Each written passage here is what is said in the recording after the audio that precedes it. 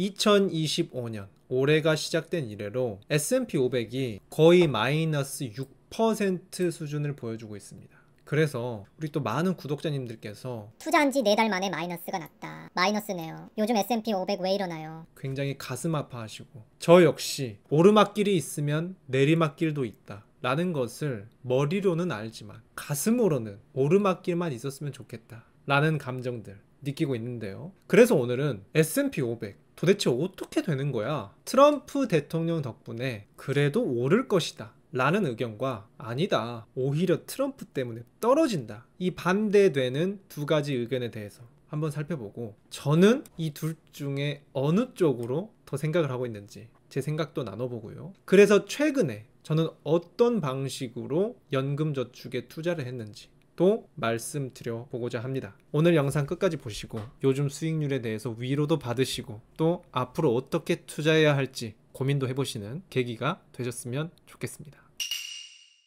먼저 첫 번째입니다. 트럼프 덕분에 오른다. 트럼프는 태생이 기업가 출신이야. 모든 것을 이득과 손해로만 따진다. 그래서 다른 건 몰라도 주가는 오르지 않을까. 그리고 애초에 트럼프의 지지 기반 자체가 공화당, 보수 정당이잖아요. 세금도 인하하고 규제도 완화하고 환경보다는 일단 돈을 벌자. 그렇기 때문에 기업 입장에서는, 아니 원래도 잘하고 있었는데 정부까지 내 편을 들어주네? 이젠 나의 무대다. 너무 좋다. 그래서 쉽게 비유하자면 이렇습니다. 원래 공부를 잘하던 전교 1등이 있었는데 여기에 요즘 핫하죠, 강남맘들 서포트가 또 들어가는 겁니다. 뭐 용돈 올려줄까? 필요한 거 있니? 하니까 원래 공부 잘하던 미국 기업들이 더더욱 공부 잘하게 되더라 라고 이해를 하실 수 있습니다. 하지만 한편으로는 아니야, 트럼프는 빌런이야, 오히려 떨어질 거야.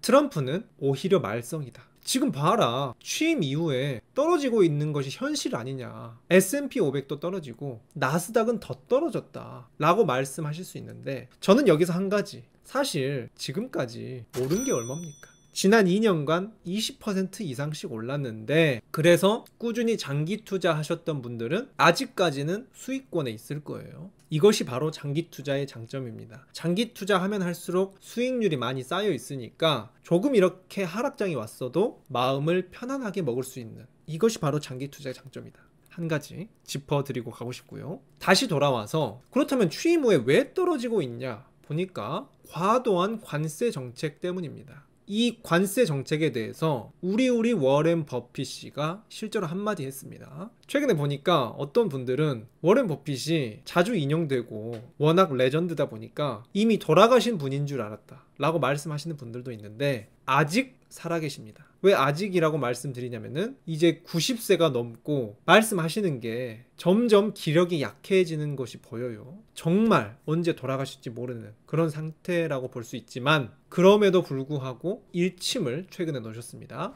관세는 어느 정도 전쟁 행위의 성격이 있다 하면서 트럼프를 비판을 했습니다. 그래서 실제로 트럼프가 이렇게 관세를 매기니까 관세 먹은 나라들도 가만히 있질 않죠. 30조 보복 관세로 대응하겠다, 유럽도 대응하겠다 해서 말 그대로 전쟁이 발생하고 있습니다. 전쟁은 이겨도 피해를 본다. 그래서 실제로 미국에서 나타나고 있는 현상이 급격한 물가 상승, 인플레이션이 유발되고 있습니다. 대표적으로 에그플레이션이라고 해서 계란값이 폭등했다고 해요. 그래서 계란 10구짜리가 14,000원 이렇게 되더라. 제가 사먹는 계란 대비하면은 거의 3배 가까이 이렇게 되더라고요. 이건 못 참지, 계란은 못 참지.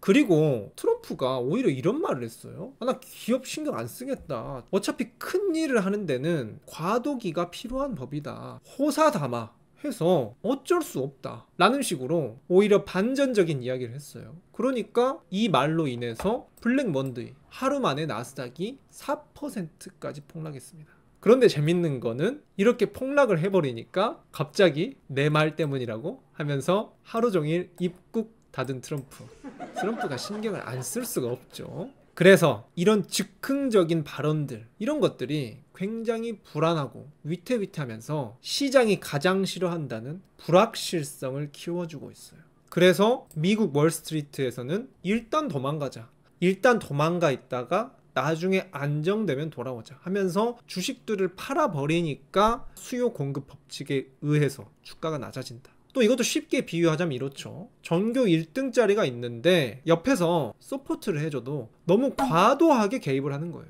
괴롭힌 애 있어? 선생님 괜찮니? 내가 학교 찾아갈까? 이렇게 되면은 다들 공감하시죠? 너무 과도하게 또 해도 스트레스 받습니다. 오히려 성적이 떨어질 수 있어요. 반항아가 될 수 있습니다. 따라서 오른다 떨어진다, 사실 둘 다 일리가 있어 보입니다. 그리고 솔직히 정답은 아무도 모르죠. 제가 평상시에 시원하게 말씀드리는 게 특징이긴 하지만 이런 경우 이 주가 예측에 대해서는 모르면 모른다, 솔직하게 말씀드린다는 점 말씀드리고 싶고요. 그래서 정답은 모르지만 저는 어떻게 생각하고 있고, 그래서 이 생각을 기반으로 어떻게 투자를 실제로 했는지 지금부터 설명드려 보도록 하겠습니다.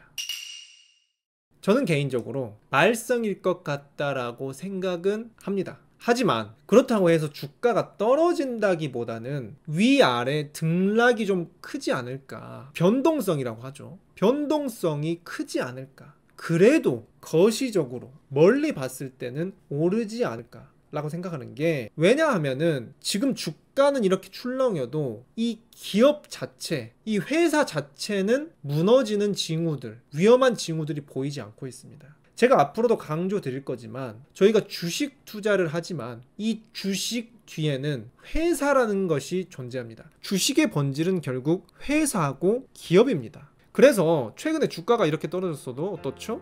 애플은 아이폰을 잘 팔고 있고, 엔비디아는 AI를 잘 만들고 있고, 여전히 우리는 나이키를 입고 있고, 코카콜라는 맛있고, 여러분들께서는 구글, 유튜브로 제 영상을 보고 계시죠. 지금까지 간략하게 말씀드린 모든 기업들이 모두 S&P 500에 포함되어 있습니다. 여러분들이 여기에 투자하고 계시다면은 이 기업들의 동시에 주주이기도 한데요. 그리고 구체적으로 저는 주요 기업들에 대해서 이런 재무제표 살펴보는데 이런 데이터들도 크게 치명적인 문제가 없습니다. 단 한 가지 기업은 지금 예외 있는 것 같아요. 테슬라가 요즘 일론 머스크 리스크로 매장에 화염병이 던져지고 있고, 실제로 유럽이나 전 세계에서 판매량이 떨어지고 있는 게 실제로 회사의 타격을 받고 있다고 하죠. 이런 기업들이 실제로 문제입니다. 이런 기업들이 문제지 현재 다른 기업들 S&P 500은 구체적으로 뭔가 문제가 나오지 않았고요. 그래서 우리가 S&P 500에 투자하는 겁니다. 500개 기업이 분산이 되었기 때문에 한 기업이 위태롭다고 해도 나머지 499개가 있기 때문에 든든하다, 마음이 편안하다, 이 부분 S&P 500의 장점이다 라고 한 가지 꼽고 싶고요. 그래서 정리하자면은 주가가 떨어지긴 했지만 실제적인 데이터로서, 시장 지표로서 실제는 아직 괜찮기 때문에 경기 침체 우려는 기우가 아닐까, 막연한 불확실성에 있지 않을까, 크게 걱정하지 않으셔도 좋다 라고 저는 말씀드려보고 싶고요.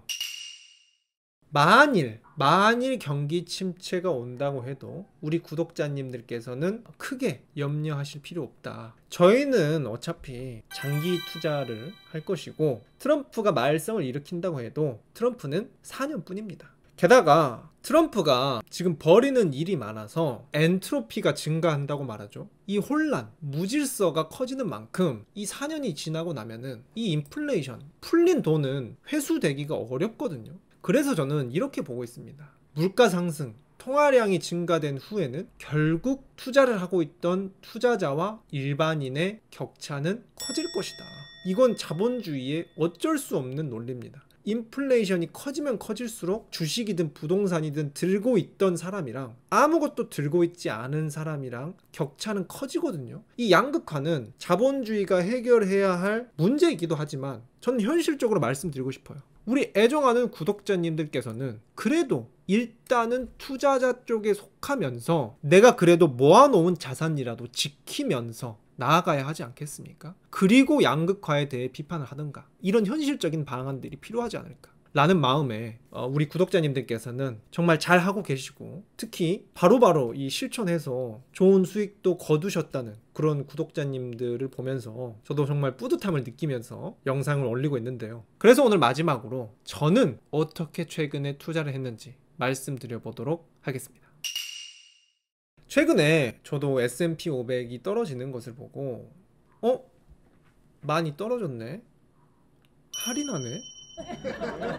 싶어서 개인적으로 투자하고 있는 개별주에도 조금 투자를 해보기도 했지만, 특히 연금 저축에 기존에는 S&P 500이 위주로 많이 있었다면은 이번 하락장에서는 나스닥 100 ETF를 좀 중점적으로 매수를 했습니다. 제가 기존에 S&P 500을 가장 큰 축으로 두고 더 투자를 해보고 싶다 하시면은 나스닥 100, 그리고 또 한 가지 더, 이 세 가지 정도는 마음 편하게 한번 투자해 볼 수 있지 않을까 라고 지속적으로 말씀드렸는데요. 제가 지금까지 S&P 500은 많이 다뤄드렸지만 나스닥 100은 아직 많이 설명을 안 드렸습니다. 그래서 이 나스닥 100에 대해서도 어떤 특징이 있는지, 그리고 국내에서 연금저축에 담을 때 타이거, 코덱스, 에이스, 어떤 나스닥 100 ETF를 살지, 이런 부분들도 차차 다뤄드리고자 합니다. 앞으로도 이렇게 시의적절한 영상들, 그리고 유용한 정보들도 조금 첨가해서 자주 올려드리도록 하겠습니다. 그리고 함께해서 저도